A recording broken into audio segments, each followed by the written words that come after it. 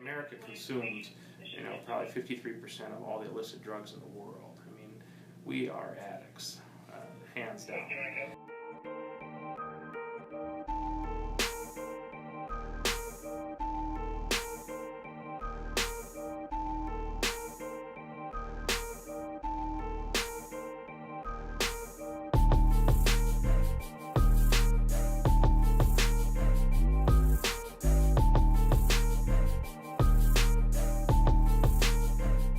I'm Officer Doug Baird. I've been with Apple Valley Police for 31 years. I've been with Transit Police downtown Minneapolis, St. Paul for 23 years. Officer Mike Eliason, work for the City of Apple Valley or Apple Valley Police Department. I've been a police officer for 24 years.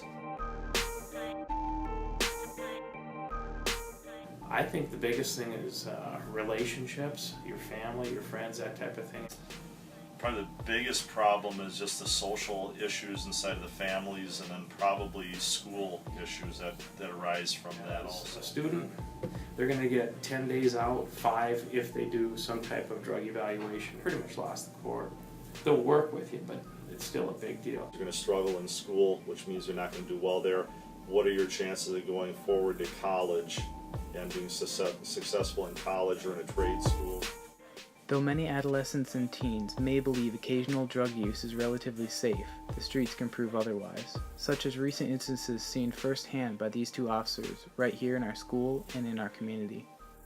We had one student that was killed in a park here years ago, back at the end of 2004, and that was some drug issues involved in that directly.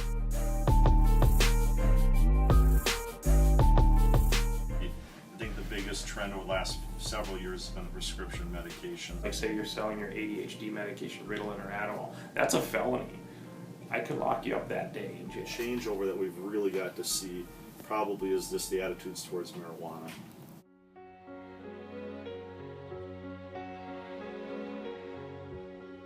This last summer we had a former student, Chantel, that died of a heroin overdose.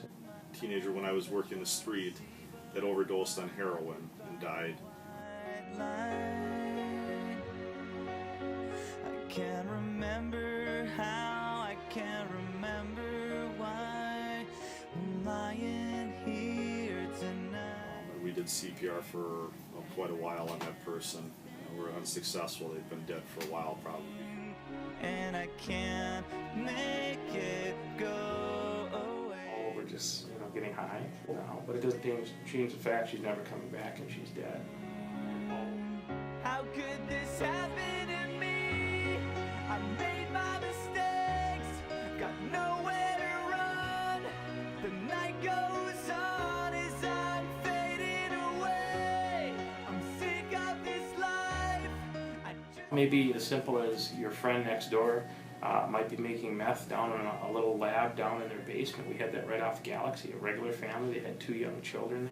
You start cutting all those avenues that you have at your age to going forward. You have all these avenues, whether it's college, trade schools, military, jobs. You start cutting down what you can do because of the drugs and the chemicals and the criminal history that you could build up. Years ago we had several very bright students, there were about 6 of them, that got involved in some of the over-counter medications because they thought, wow, if one's good, two's got to be great, and this will keep me up for my test to study and I'll do fantastic.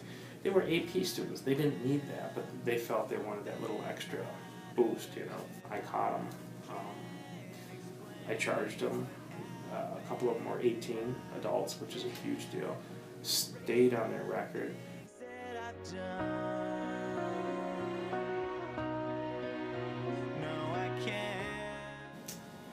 Know the facts, the real facts about chemicals.